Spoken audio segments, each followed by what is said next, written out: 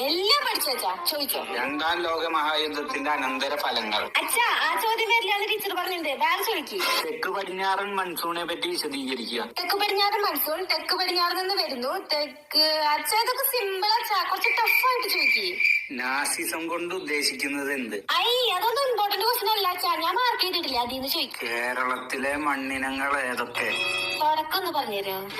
കേരളത്തിലെ മണ്ണിനങ്ങളെ കേരളത്തിലെ മണ്ണിനങ്ങളെ വിവിധ തരത്തിൽ തരംതിരിച്ചിരിക്കുന്നു.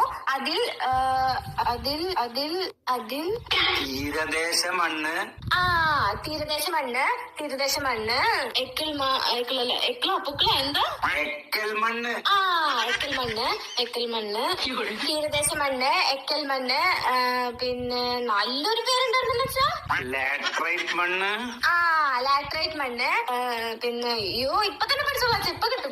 ചുവന്ന മണ്ണ്. ചുവന്ന മണ്ണ്, പച്ച മണ്ണ്.